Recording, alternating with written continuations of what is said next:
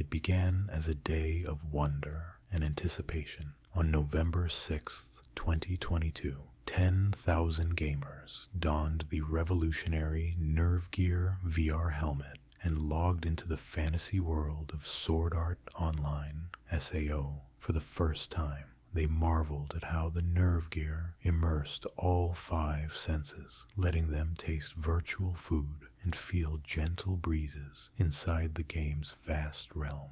The launch was a dream come true until that dream turned into a nightmare. In a sudden, eerie shift, teleportation gates activated without warning, ripping every player from their starting points and gathering them into the town of beginnings, the hub of the first floor. Confusion turned to dread as a colossal hooded figure appeared in the sky above the plaza. It was Kayaba Akihiko, the genius creator of SAO, now assuming the role of an omnipotent game master. In a calm but imposing voice, Kayaba made a chilling announcement. Sword Art Online was no longer just a game. It was now a death game. The rules had changed irrevocably. No player would be able to log out. Any attempt to remove the NerveGear by force from the outside world would result in a fatal discharge of microwave energy into the brain. Furthermore, death within the game, whether falling in battle or by other means, would mean death in real life, as the NerveGear would lethally fry the player's mind. At the moment, their in-game HP fell to 0.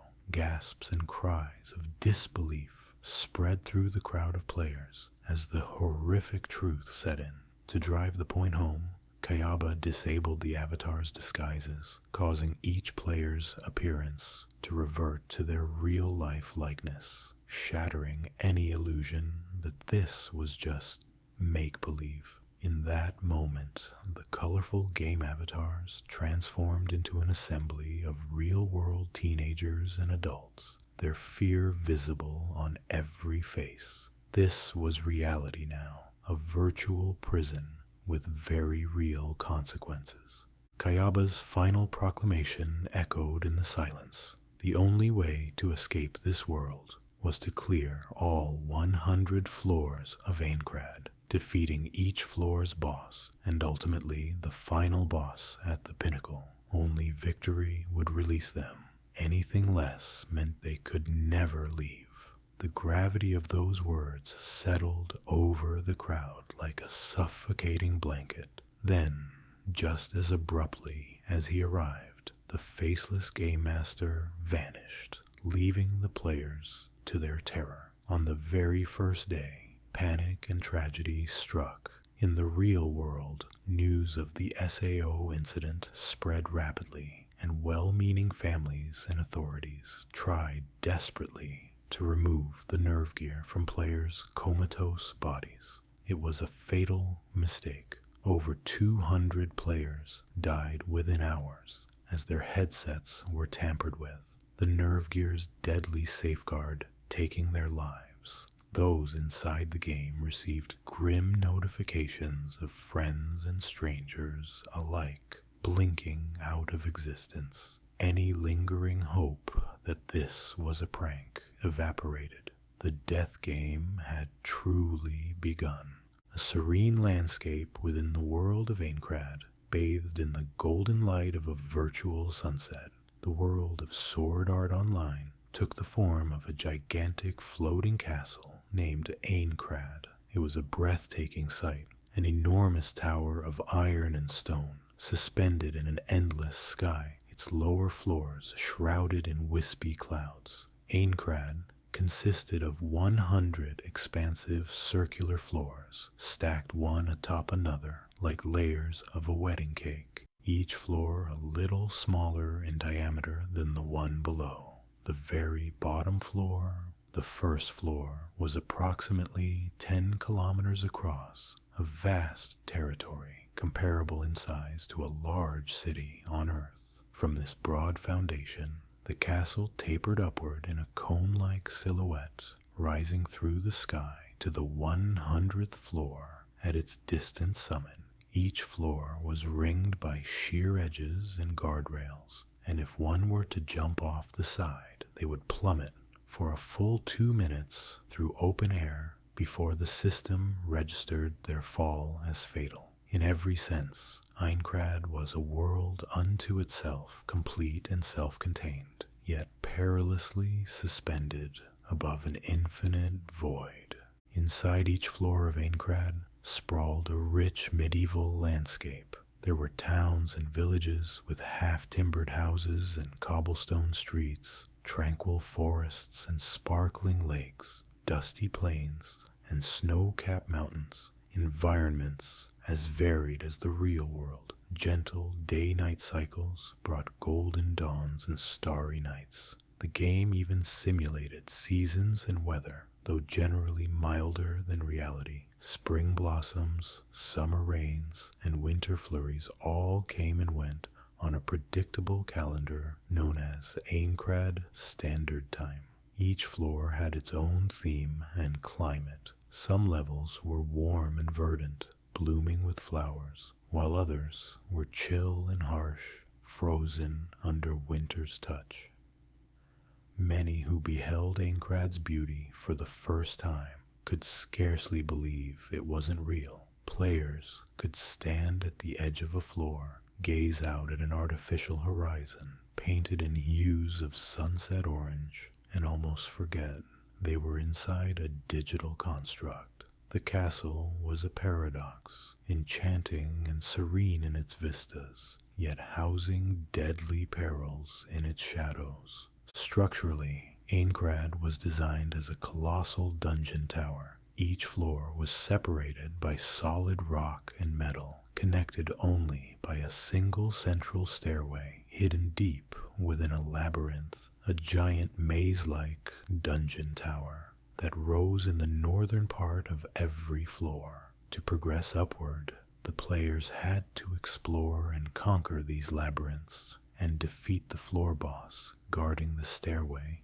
to the next level. Only upon a boss's defeat would the teleport gate of the next floor activate in the town below, allowing all players to move freely between the cleared floors.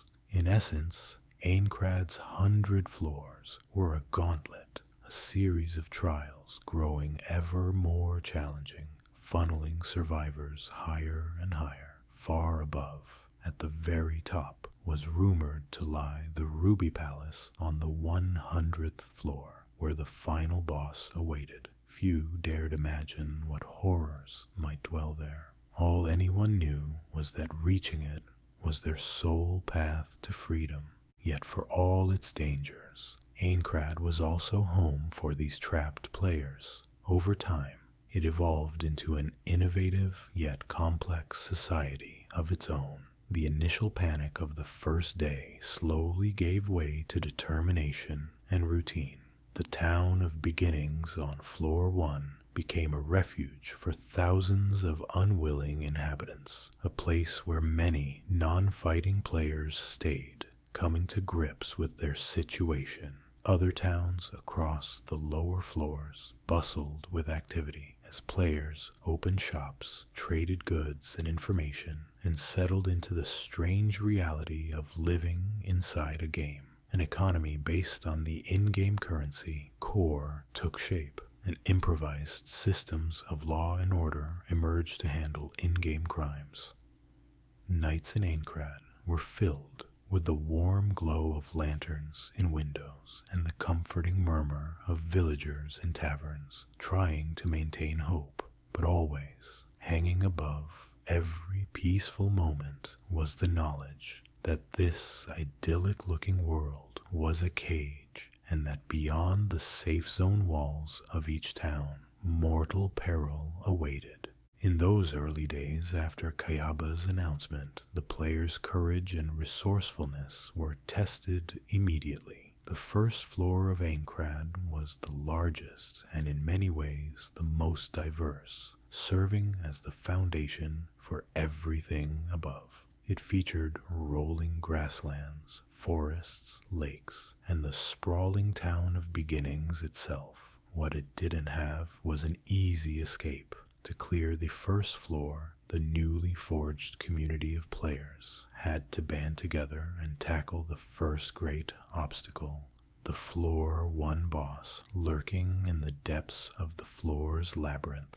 Over several weeks, the bravest and most skilled players, many of whom were former beta testers familiar with SAO's mechanics, ventured out from the safety of town.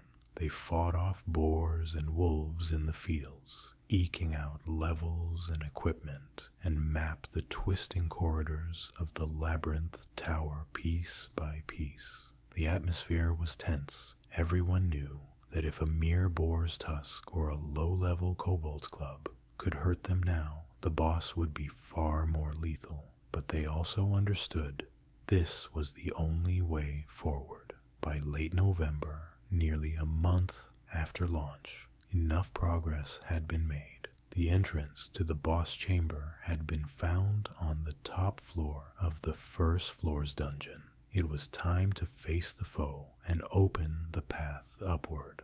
A strategy meeting was called in Tolbana, a small town near the labyrinth. Dozens of players gathered in a makeshift amphitheater under the open sky. There, a self-appointed raid leader, a knightly player named Diavel, rallied the crowd. Among those in attendance were two who would later become pivotal to Aincrad's story. Kirito, a black-haired beta tester who had been soloing since day one, and Asuna, a mysterious hooded girl who had surprisingly strong sword skills for a newcomer. They were assigned to the same assault team. Butterflies fluttered in many stomachs that night as final plans were laid. For some, this would be their first real boss battle. For others, possibly their last. At dawn, the raid party of around 40 nervously entered the boss chamber, weapons drawn. With a thundering roar, Ilfang, the kobold lord, a massive, bestial kobold wielding a giant axe and shield, emerged with its minions from the darkness. The first floor boss battle had begun. The ensuing fight was chaotic and intense, illuminated by the glow of sword skills and the health bars flickering above players' heads. Ilfang was far stronger than any foe they had faced, and his ruined kobold sentinel bodyguards harried the players relentlessly. Still, the raid members fought bravely, coordinating as best they could. Kirito and Asuna found themselves oddly in sync. Despite barely knowing each other, their movements complemented one another. Asuna's rapier flashed like lightning, her strikes quick and precise, while Kirito's single sword hit with calculated power. Under Diavel's leadership, they gradually whittled the boss's health down, one risky assault at a time. Victory seemed within reach, but in a cruel twist, when Ilfang's life entered its final phase, he switched to an unexpected weapon, a curved blade called a nodachi, and lunged at Diavel. The information from the beta had not prepared them for this. The boss's attack patterns changed. Diavel moved to finish Ilfang, hoping to claim the last attack, but the kobold lord's blade struck true. The knight staggered and fell, his body shattering into countless glittering polygons before the horrified eyes of his comrades. Diavel was dead, the first of the assault team to lose his life.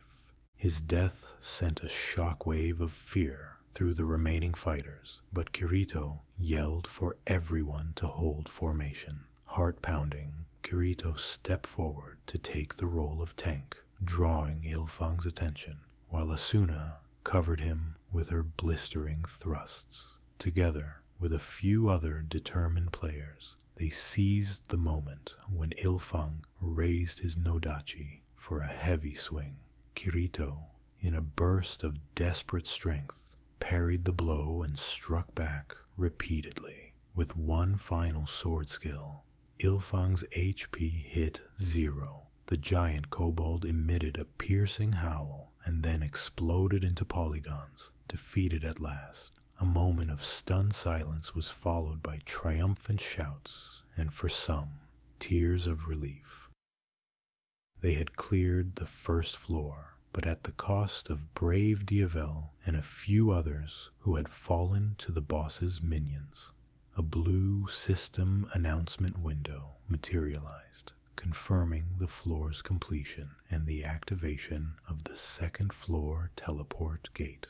The surviving players let out a collective sigh. It was a victory tinged with sorrow. For Kirito, however, the end of the battle brought a different kind of pain. Some of the players, distraught and looking for someone to blame for the unexpected boss tactics, accused the beta testers of withholding information, sensing the anger rising and threatening to turn on innocent people. Kirito made a snap decision. With cold eyes and a forced smirk, he declared himself not just a beta tester, but a beater, a beta tester and cheater, combined, claiming he alone knew the boss's secrets, even though he hadn't.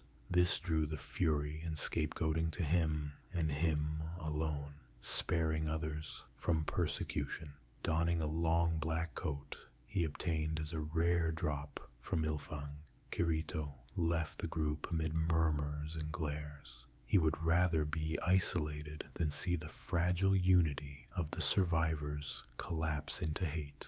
And so the young swordsman became a pariah by choice, walking into the unknown of the second floor, while most players remained behind to mourn and recover. The days of innocence were over. The fight for survival had truly begun.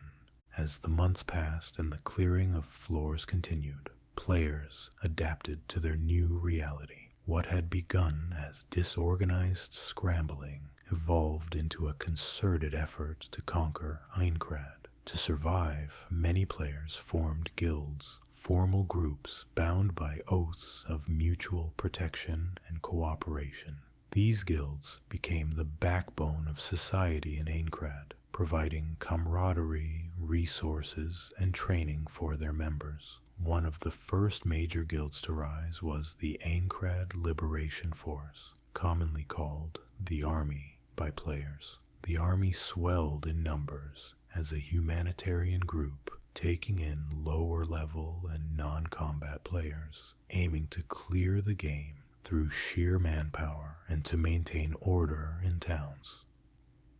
They wore uniform emblems and tried to distribute resources evenly, enforcing rules against crime. However, as time went on, the army struggled with poor leadership and internal corruption. Their tactics of forcefully claiming hunting grounds and hoarding quest rewards led to resentment. By mid-2024, the once idealistic army had largely withdrawn from the front lines, focusing on governance of safe zones and leaving the actual clearing to smaller, elite guilds who could move faster.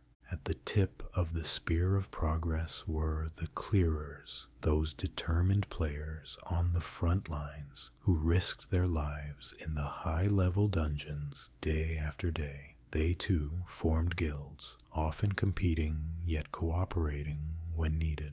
Among these, 2 guilds stood above the rest in strength and renown. One was the Divine Dragon Alliance, a guild known for its ambition and occasionally ruthless drive to snatch boss kills and rare loot. The other, and the most celebrated guild in all of SAO, was the Knights of the Blood Oath. The Knights of the Blood, or KOB, were an impeccably organized and disciplined guild, often called the strongest in Aincrad. Clad in white and crimson uniforms reminiscent of medieval Templars. The knights were led by a charismatic, enigmatic man named Heathcliff. He was a peerless fighter, said to have never been defeated in battle, always carrying a massive cross-shaped shield.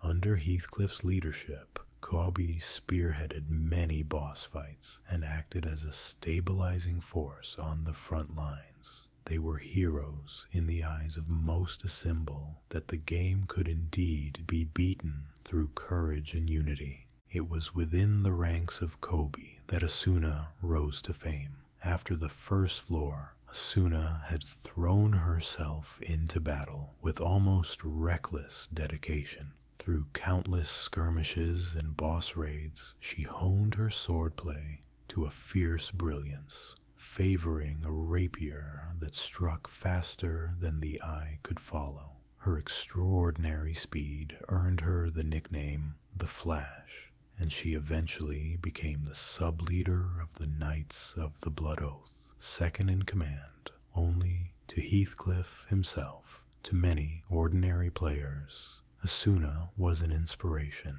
a vision of unyielding determination darting across the battlefield, dispatching enemies in a blur of light. Yet behind her valiant presence was a lonely heart and the constant ache of uncertainty. She masked her fears by focusing on the next goal, the next victory, rarely allowing herself rest. Even as Kobe provided her a family of sorts, Asuna's closest companionship was still missing, a void quietly waiting to be filled by a certain black-clad swordsman she had fought beside only briefly. While guilds of justice fought to liberate Aincrad, darker guilds also took shape in the shadows.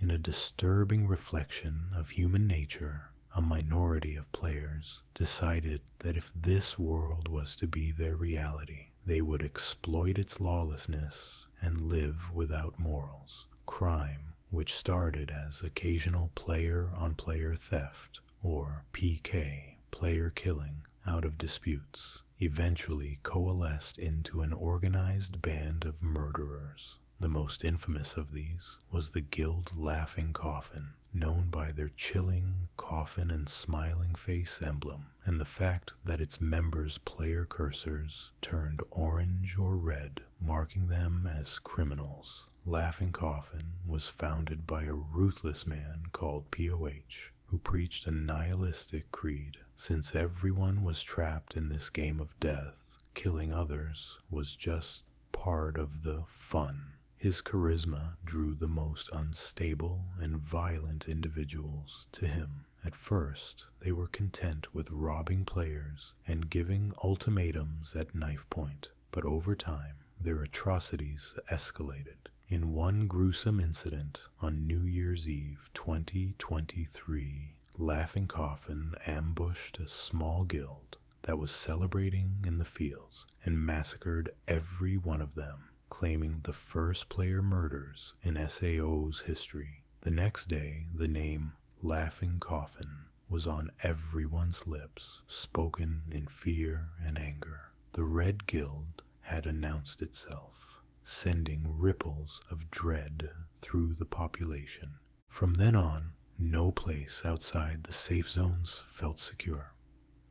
Laughing Coffin's members stalked the hunting grounds and dungeon corridors, hunting fellow players for sport or profit. By mid-2024, they had killed hundreds, becoming the single greatest threat within Aincrad, apart from the game itself. The clearers on the front lines, including Kirito and Asuna, were forced to grapple not just with monsters and bosses, but the possibility of a knife in the back from other humans. A coalition of the frontline guilds attempted diplomacy, sending emissaries to convince Laughing Coffin to stop their carnage, but those emissaries never returned alive. At last, a grim decision was made. Laughing Coffin had to be put down, or else no one would remain to clear the game. In August 2024, a joint force of about 50 elite players from various guilds, among them the Knights of the Blood, tracked down the Laughing Coffin hideout and launched a surprise raid. Kirito and Asuna both took part in this dangerous mission. steel in their hands and resolve in their hearts. What followed was a bloody confrontation deep in a dark dungeon cave, a battle of player versus player with all the horror that entailed. Blades clashed in the torchlight, and desperate shouts echoed off stone walls. Many of the clearers had never killed another human being before, but Laughing Coffin forced their hand by fighting to the death.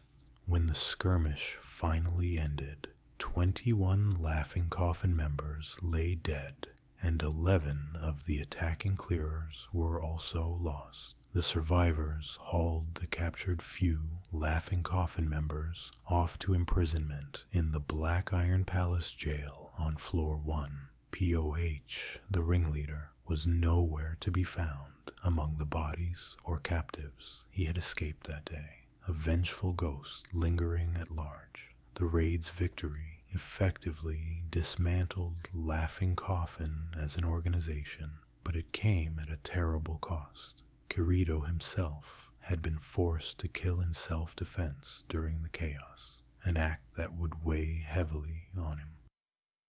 In nightmares, he saw again the moment his blade struck another player down. Though it saved Asuna and others, the guilt of taking a life, even the life of a murderer, gnawed at him. By the second year of confinement, the death toll in SAO had climbed into the thousands. 3,853 players would never return from this world, over half of those deaths occurring in the frenzied first month alone. Through boss battles, deadly traps, PK incidents, and even despair-driven suicides, the population dwindled steadily. But those who survived grew ever more determined, tempered by loss, yet fueled by hope. They found reasons to keep fighting, a promise to a friend, the responsibility to protect those weaker, the simple will to see home again. Kirito, having chosen the path of a solo player, experienced both the agony and the freedom of solitude.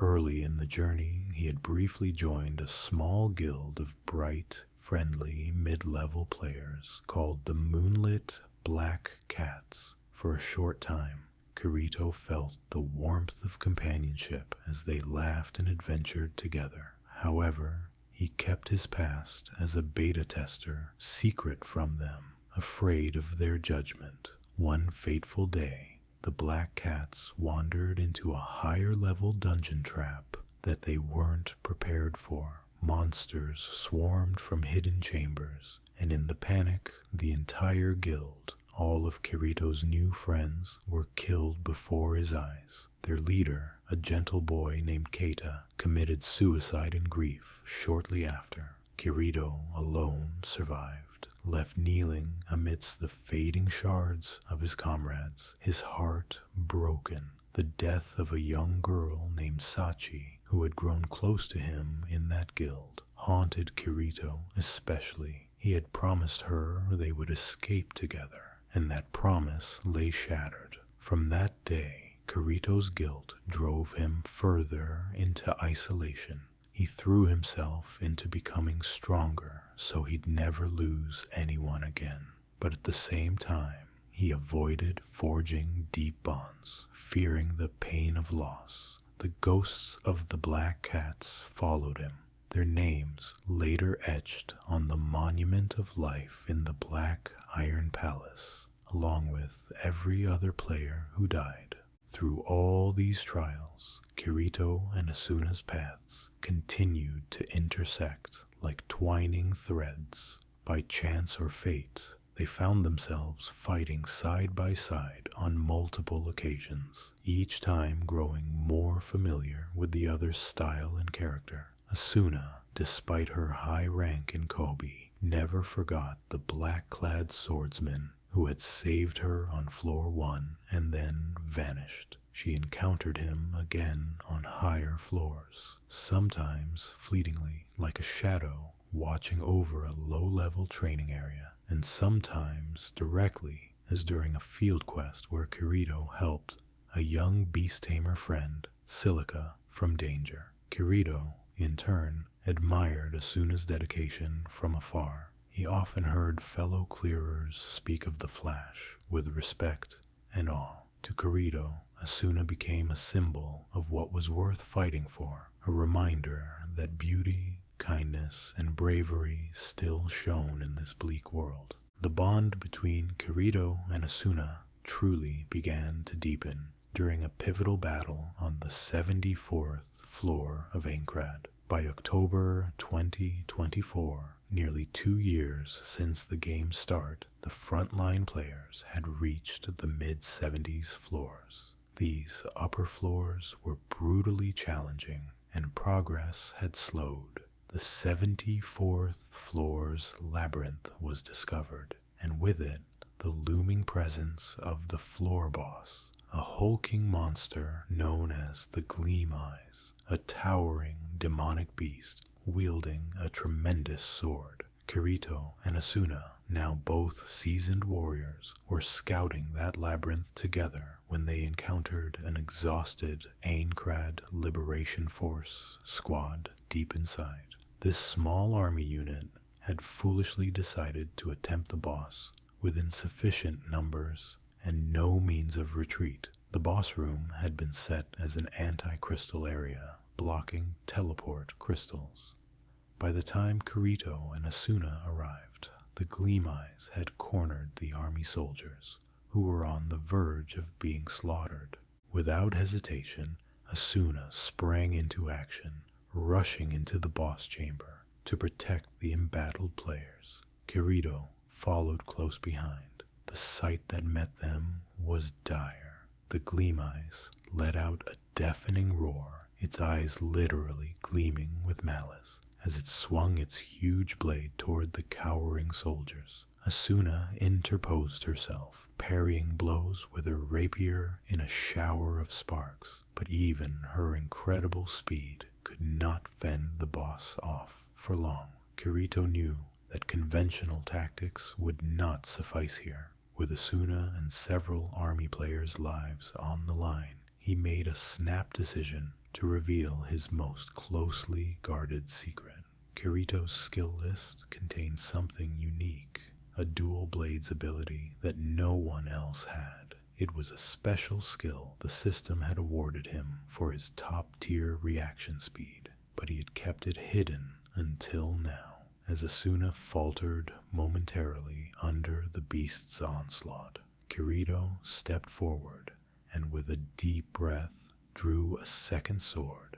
In Kirito's hands now gleamed 2 swords, his trusty Elucidator and the companion blade Dark Repulsor. A hush fell over those present, even amid the boss's snarls. Then Kirito launched himself at the Gleam Eyes with a ferocity and speed that took even Asuna's breath away. He engaged his unique sword skill, Starburst Stream, and a cascade of 14 consecutive strikes carved through the air. Dual wielding with impossible speed, Kirito became a whirlwind of steel and determination. The Gleam Eyes, caught off guard by this sudden onslaught, reeled back. Its health plummeted under the rain of blows. Finally, with one last cross-slash of both swords, Kirito cleaved through the boss. The massive creature let out a final anguished cry and collapsed, its body disintegrating into pixels. Silence hung in the chamber, broken only by the ragged breathing of the survivors.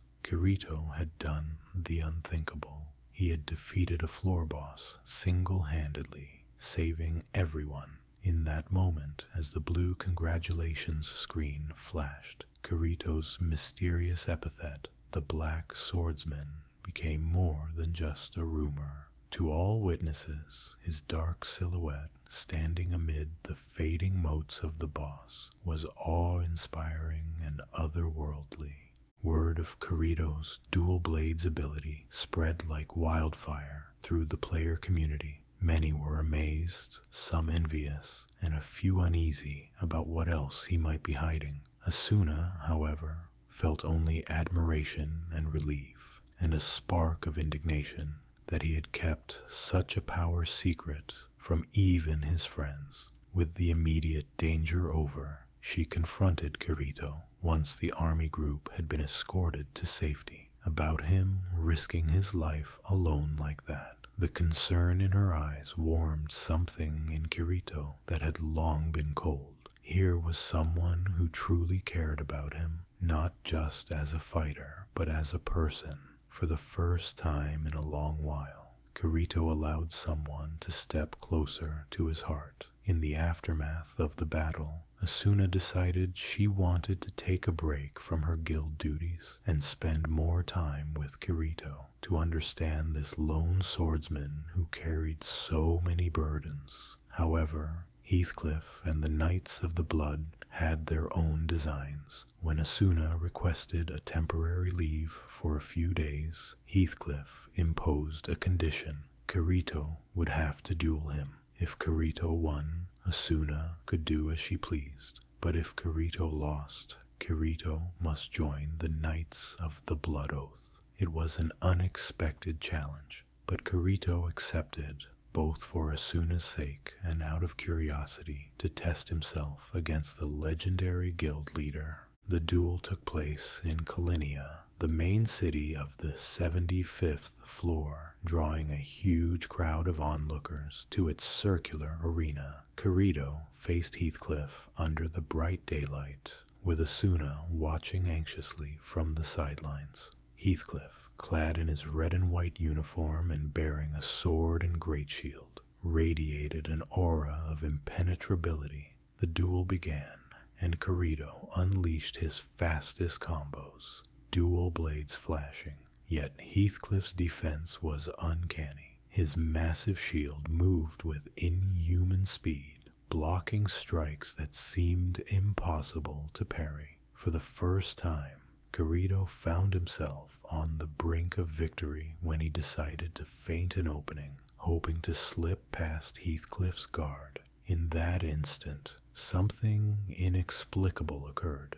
Heathcliff's motions blurred, and he counterattacked with lightning reflexes, slamming Kirito to the ground in one blow. Kirito's HP dipped into the yellow, and the duel was declared over. Kirito had lost at the last moment. There was a murmur through the crowd. Some had noticed the strange speed Heathcliff displayed. Kirito himself was perplexed. It felt as if Heathcliff became momentarily superhuman.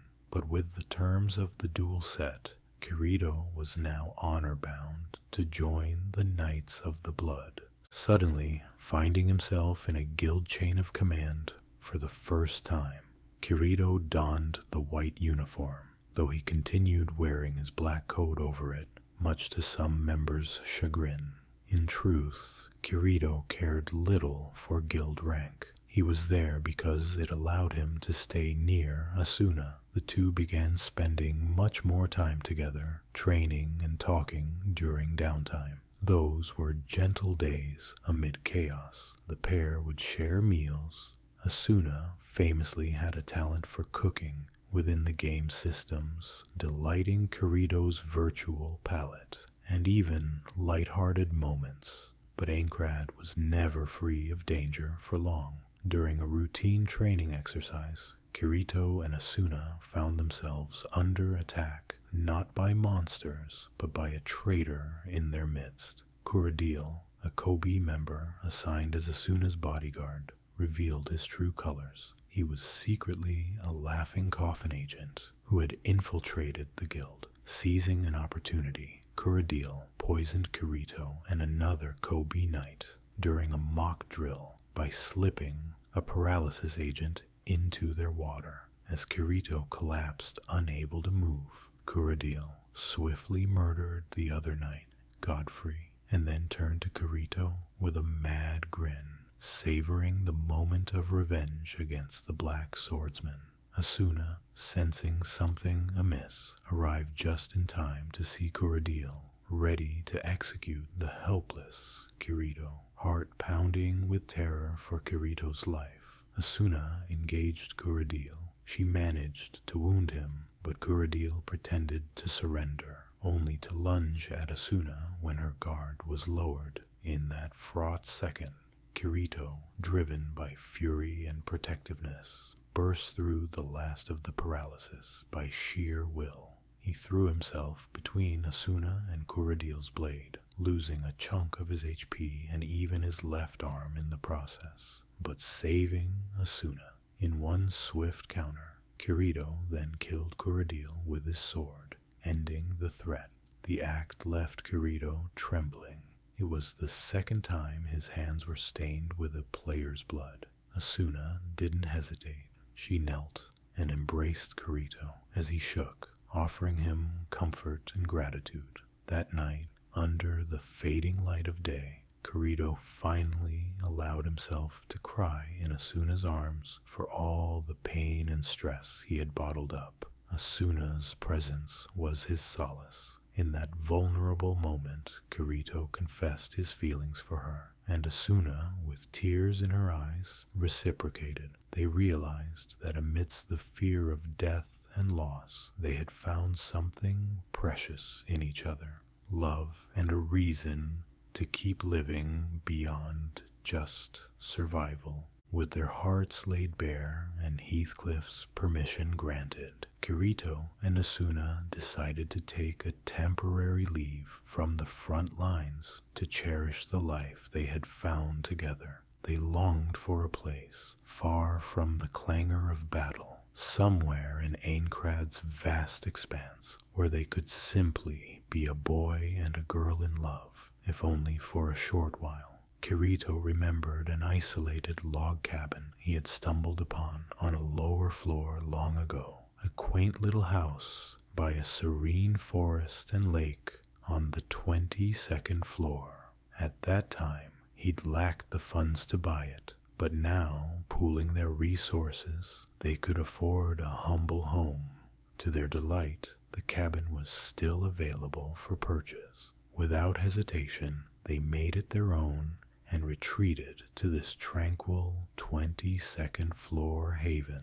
The 22nd floor of Aincrad was idyllic, a peaceful woodland realm with tall whispering pines and a gentle breeze that carried the scent of moss and clean water. A narrow path led Kirito and Asuna to their cabin by the lake, a cozy single-story dwelling with a porch that overlooked shimmering blue waters. Birds sang in the virtual sky, and the sunlight that filtered through the trees painted dappled patterns on the ground. Here, for the first time since that fateful day in November 2 years ago, Kirito and Asuna felt truly free within their cage. Their days in the cabin were filled with simple joys. In the mornings, Asuna would wake early to Kirito's groggy dismay and prepare breakfast from in-game ingredients, frying up meat with spices or baking bread that filled the air with a warm, yeasty aroma. They would sit together on the porch steps, watching the digital sun rise over the lake's misty surface, sharing a quiet meal and each other's company. Sometimes they talked about their lives before SAO. Asuna spoke of her home, of warm gardens, and a world where she once felt trapped by expectations. Now all she wished for was to see her family again and introduce them to the kind-hearted man by her side. Kirito spoke of his childhood love of computers and how diving into virtual worlds had been an escape for him even before SAO, not knowing it would become a prison. He admitted his fears and guilt, and Asuna reassured him with a gentle smile that he had saved far more people than he could ever know. During the day, they took strolls through the woods hand in hand, wandering without any destination, a novel experience after months of life where every step had a purpose or a danger. They discovered a beautiful field of wildflowers not far from their home, where Asuna would sometimes lay down and Kirito would join her, both of them watching the clouds drift across Aincrad's simulated sky. They laughed together, They chased small wild sprites that flitted among the trees and even fished in the lake. Much to Asuna's surprise, Kirito proved completely inept at fishing, which became a running joke between them. In the evenings, Asuna would rest her head on Kirito's shoulder by the hearth as they warmed themselves by a crackling fireplace. No urgent quests, no looming bosses, just the crackle of firewood and the rhythmic chorus of crickets outside. Kirito often found himself mesmerized by the firelight dancing in Asuna's chestnut brown eyes, thinking how grateful he was to have met her in this cruel destiny. It felt as if they were a young married couple living a pastoral life in the countryside, which, in truth, they essentially were. Not long after arriving, Kirito officially proposed to Asuna in the moonlight by the lake, and she accepted with a joyous tear. In the eyes of the game system, they were now husband and wife, their player inventories shared, and a tiny ring icon by their names. But beyond the system, in their hearts, they committed to each other completely. During one star-filled night, Kirito and Asuna sat on a wooden bench on their porch, wrapped in a single blanket. Above, the Aincrad sky sparkled with unfamiliar constellations, a digital approximation of the real night, perhaps, but beautiful all the same. Asuna rested her head against Kirito. She admitted softly that before meeting him, she had been prepared to die in Seio, to throw her life away on the front lines if it meant beating the game.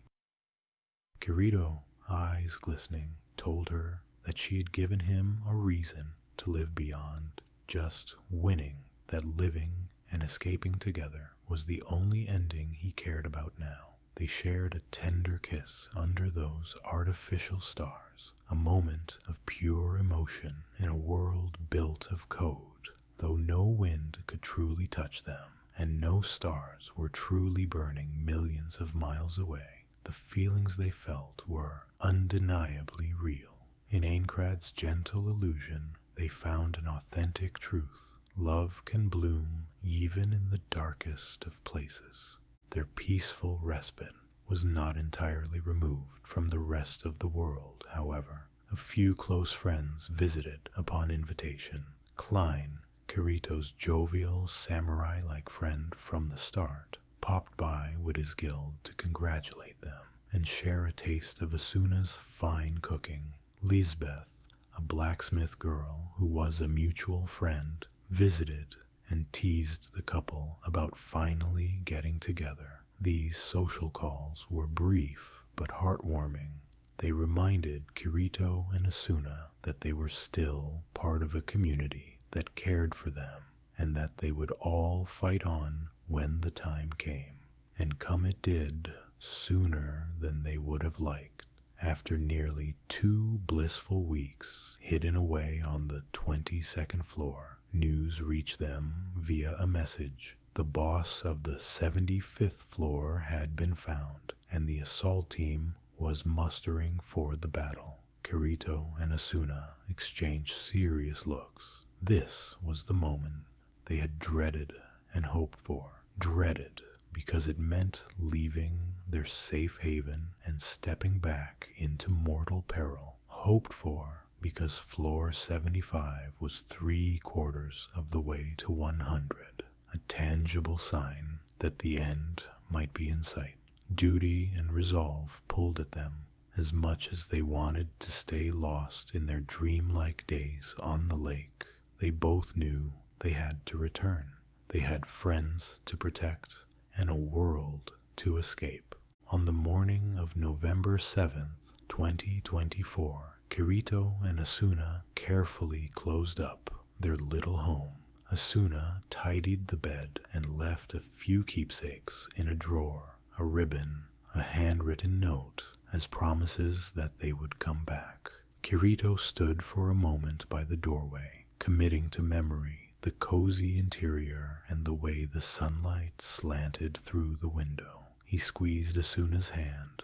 "Let's come back here," he whispered. She nodded, smiling bravely. With that, they teleported to floor 75, ready to face whatever awaited in the next chapter of their journey. Floor 75's main city, Kalinia, bustled with an anxious energy as the clearing squads gathered. This was the highest floor any player had ever reached, and the boss at this stage was expected to be fearsome.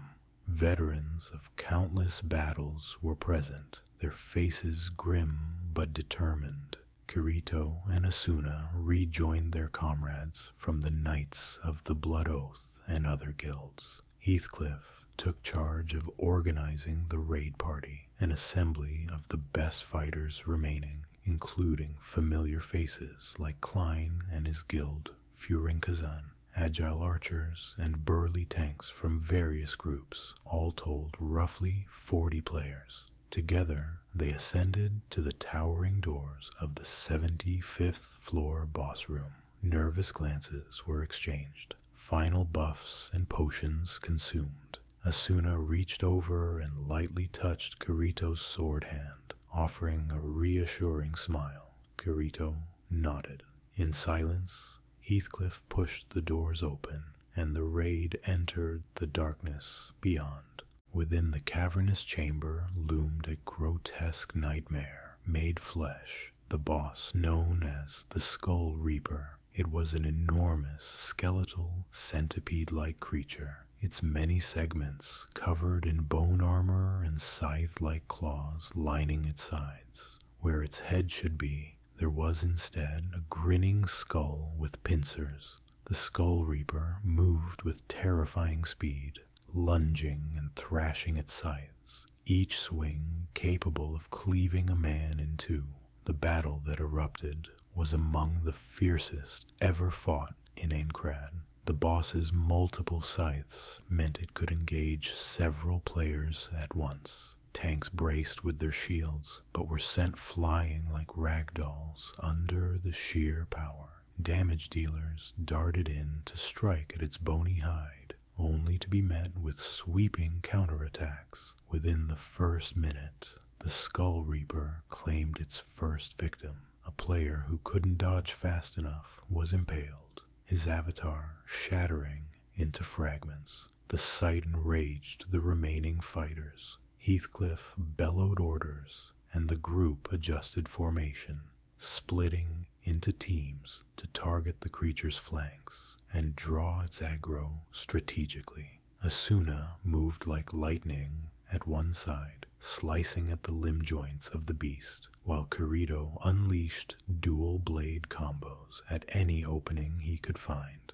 Despite their courage and coordination, the Skull Reaper's HP was only gradually falling through the combined onslaught. Every second of the fight was a deadly dance. Minutes felt like hours, sweat and exhaustion building as they maintained peak focus. The boss showed no sign of fatigue, only growing more enraged as its health inched down. At a critical juncture, the Skull Reaper reared up and performed a devastating spin attack, its scythes whipping around in a full circle. Multiple players were caught in that tornado of bone cries rang out as several health bars plummeted to zero in an instant. 3 more lives were snuffed out in that single attack. Amid the horror, Asuna nearly fell victim as well. She had thrown herself to push a slower comrade out of the scythe's path. The blade meant for her sliced across Asuna's side, driving her HP deep into the red. She collapsed to one knee, gasping. Kirito's heart lurched seeing Asuna's health flashing critically low. Without thinking, he placed himself between Asuna and the boss to guard her, while another Kobe healer urgently cast a crystal to restore Asuna's HP. The The Skull Reaper, however, took that moment to focus on Kirito and Asuna, perhaps sensing they were key threats. With a chilling screech, it lunged, both scythes arcing down toward Kirito. Kirito crossed his swords to block, but he knew he couldn't fully stop this blow. It would likely kill him. Time seemed to slow in that heartbeat. Kirito was oddly calm. He was prepared to die if it meant Asuna and the others could finish the fight. As the scythes fell, Kirito braced for the pain, but it never came. Instead, a slender figure darted in front of him with impossible speed.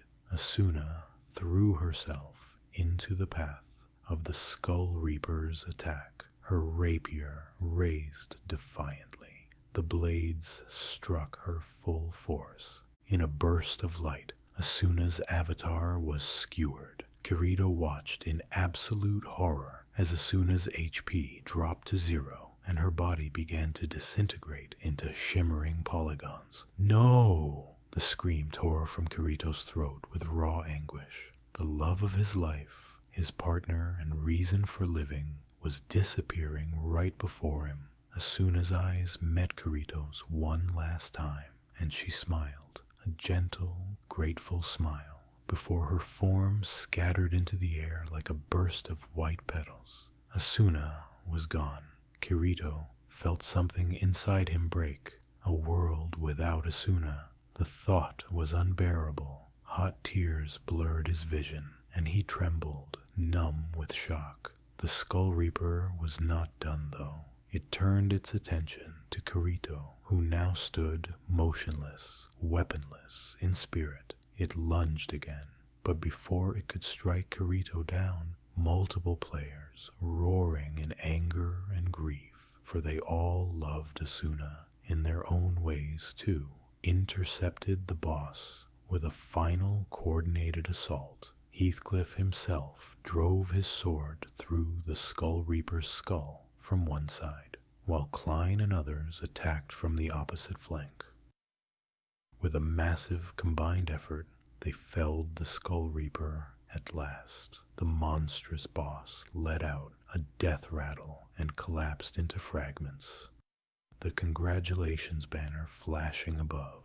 Floor 75's boss was defeated, but the victory felt utterly hollow to Kirito. He dropped to his knees where Asuna had vanished, tears dripping onto the cold stone floor. All around, players cheered or sighed in relief, then noticed Kirito's state and the absence of Asuna. Gasps and murmurs of disbelief spread. Asuna, the Flash, the beloved sub-leader, had sacrificed herself. A heavy silence descended on the group, broken only by Kirito's choked sobs. Heathcliff sheathed his sword and approached Kirito quietly, placing a hand on his shoulder in a gesture of comfort. Kirito shrugged it off and staggered to his feet, despair in his eyes turning to a burning resolve. If this death game thought it could take Asuna from him, he would defy it in every way possible. And then something in Kirito's mind clicked, a realization piecing together fragments of odd occurrences. Heathcliff's inhuman speed during their duel, his perfect record, his calm aura of authority. Suspicion crystallized into certainty. With a furious yell, Kirito whirled and attacked Heathcliff without warning. His sword clashed against Heathcliff's shield, and to the astonishment of all, a system alert popped up showing Heathcliff's status as immortal object, something that should apply only to non-player entities. Gasps erupted. Heathcliff's eyes widened ever so slightly, then his lips curved into a sad smile. There was no point denying it now. As other players raised their weapons in confusion, Heathcliff's health bar abruptly changed, morphing into the distinct orange indicator of a boss enemy. In that moment, Heathcliff's true identity was revealed. He was Kayaba Akihiko, the creator of SAO and the orchestrator of this entire death game. A stunned awe fell over the chamber. Kayaba Akihiko, Heathcliff, stood before them, the final enemy hidden in plain sight. All this time, Kirito felt a rush of vindication and rage. This man had been fighting alongside them, had gained their trust, all while being the puppet master of their suffering. And Asuna, Kirito's hands shook on his sword hilt as he glared at Kayaba. The other players stepped back, uncertain and fearful. Heathcliff had the system power to paralyze them all with a command, if he wanted. But Kayaba did not. He simply spoke softly, commending the players for coming so far and congratulating Kirito on discovering the truth sooner than he expected. He admitted that he had made himself unbeatable, immortal within the game's code, so that he could observe the players up close, intending to reveal himself on the 100th floor when they faced him as the final boss. But Kirito's actions forced his hand early here on the 75th floor. Kayaba then offered Kirito a chance. Since Kirito had effectively uncovered him, he would allow Kirito to fight him right now, one-on-one. If Kirito could defeat him, Kayaba would clear the game immediately, freeing everyone. However, if Kirito lost, all remaining players would die, as the game would recognize a total party wipe.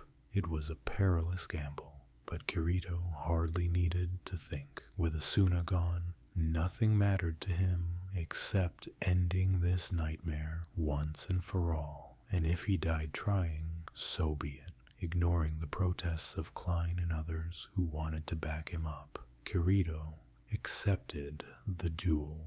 Thus, the final battle began, not on the 100th floor as designed, but in that grim 75th floor arena, with the fate of over 6,000 survivors hanging in the balance. Kayaba shed the last of his facade. Heathcliff's avatar remained, but now he fought with the overwhelming power of a final boss. The two traded blows in a flurry that normal eyes could barely follow. Kirito pushed his dual blades to the limit, unleashing his strongest skills. Sparks flew each time they clashed. Even in his grief-fueled fury, Kirito found it nearly impossible to penetrate Heathcliff's impregnable defense and swift riposts. Within a minute, Kirito was already bleeding, virtually, from several heavy counterattacks, his HP well into the red. The observers watched in rapt suspense, no one daring to intervene. Kirito's strength flagged. One particularly brutal strike from Heathcliff knocked one of Kirito's swords from his hand, leaving him with only the elucidator. Kirito dropped to one knee, panting, his vision flickering. Heathcliff raised his sword above Kirito for the final blow. Time seemed to freeze. Kirito gazed upward, and in the corner of his sight he almost imagined Asuna there, smiling at him, a figment of his desperate heart. As Heathcliff's sword fell, Kirito willed his body to move one last time. He knew he couldn't parry in time with one sword. Instead, with a cry, he thrust his blade forward directly into Heathcliff's attack path. The two swords, one of a dying hero, one of a godlike foe, pierced each other's bodies simultaneously. For a heartbeat, Kirito felt nothing. He wondered if he was dead. His HP had indeed hit 0 in that exchange, but as his consciousness flickered, he saw Heathcliff's avatar impaled on his sword as well. Heathcliff's HP, impossibly, was also empty and blinking. A shocked look crossed Kayaba's face, then transformed into a gentle acceptance. Kirito had done it. He had defeated Akihiko Kayaba by the slimmest of margins and at the cost of his own life. All around, the surviving players gaped as both combatants' avatars shattered into fragments at the same time. In the instant before Kirito's senses left him, a system announcement popped up for everyone. Congratulations, you have cleared Sword Art Online. The death game was over. Kirito's vision went white. Kirito felt himself drifting in a void of light. He wondered if this was what dying was, a quiet, endless expanse. But then he realized he wasn't alone. Before him appeared the translucent figure of Asuna, as if summoned by his longing. She looked at him in surprise, then joy. They were both apparitions now, faint and glowing. Kirito reached out. Their fingers interlaced and they floated closer, embracing. Neither knew if they were dead or simply suspended between worlds. If this was to be their end, at least they were together. A moment later, another figure emerged from the light. Kayaba Akihiko, no longer Heathcliff, but as his true self, a calm, grave man in a regal white coat. He regarded Kirito and Asuna with a mixture of pride and melancholy. In that strange, serene space beyond the game, Kayaba spoke to them not as enemies, but as a fellow traveler about to depart. He congratulated them sincerely on overcoming his creation, fulfilling the dream he'd harbored, to see the floating castle conquered by its inhabitants. He admitted that the entire SAO incident was, in the end, born of his childhood fantasy to live in a floating castle, a dream he brought to life at a terrible price. Kirito, still holding Asuna tightly, simply asked why. Why cause so much pain? Kayaba had no satisfying answer, only that he had wanted to create and witness a complete reality of his own. He apologized in his own quiet way. With a gentle smile, Kayaba then said that as promised, all surviving players would be freed from SAO immediately. He pointed above them, and Kirito and Asuna turned to see the radiant outline of Aincrad itself in the sky, now collapsing. The 100-floor castle, their prison and home, was breaking apart, floor by floor. The great stone discs crumbled, raining debris that dissolved into glittering dust by the time it reached the invisible ground. It was a beautiful, heartbreaking sight. The castle of Aincrad, which had hung over their lives for 2 years, was disappearing like a sandcastle blown by the wind. Asuna buried her face in Kirito's chest. Kirito watched silently, tears in his eyes, as the place that held so many memories of fear, friendship, love, loss faded away. "Thank you," Kirito heard Kayaba whisper, perhaps to them, or perhaps to Aincrad itself. And then Kayaba was gone, his digital soul fading with his creation. Kirito felt Asuna's hand slipping. The white void around them grew brighter. He shouted her name. He wouldn't let go. Asuna looked up at him, not with fear, but with unwavering trust. They promised, no matter what happened next, they would find each other again. Their lips met in one last tender kiss as everything dissolved into light. When Kirito next opened his eyes, real sunlight stabbed them. The smell of disinfectant and the stiffness of a real body greeted him. He found himself lying in a hospital bed, weak and frail. With great effort, he moved his hand to his face and felt the device, the NerveGear, still strapped on. But it was powered off now. A machine beeped nearby. Kirito's heart swelled with gratitude and sorrow all at once. He had returned to reality. But what of Asuna summoning strength from sheer will? Kirito removed the heavy helmet. His limbs shook as he tried to sit up. The world spun, but he managed to pull himself upright. Every muscle atrophied from 2 years of inactivity. Clinging to the bed rail, Kirito forced his legs to move. He had to find her. Nothing else mattered.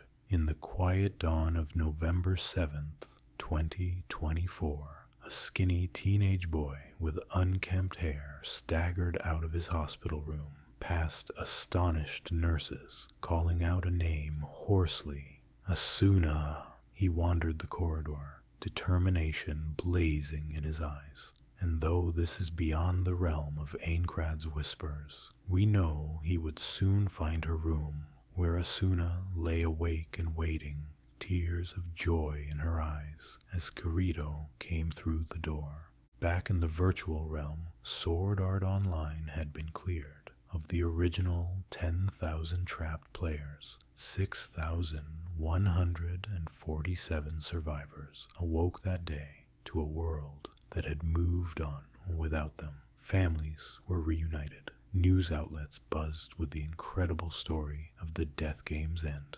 There was mourning for the 3,853 who never woke, their lives a tragic sacrifice to one man's twisted dream. Yet, amidst the sorrow, there was profound relief and celebration. The players who lived would carry the scars and lessons of Aincrad forever. They had been to the edge of death, forged unbreakable bonds, and learned the value of life in a way few ever would.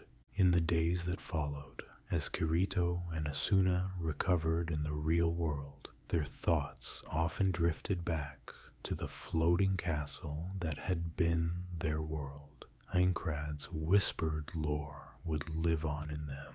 They remembered the quiet nights on the 22nd floor, the thrill of the boss battles, the taste of bread shared under a digital sunrise, and the friends who became heroes. The castle in the sky may have vanished, but its echoes remained in their hearts. Sword Art Online's Aincrad arc came to an end that day, an end written in courage, love, and sacrifice. And as our story closes, we do so softly, like a final breath released into a calm night.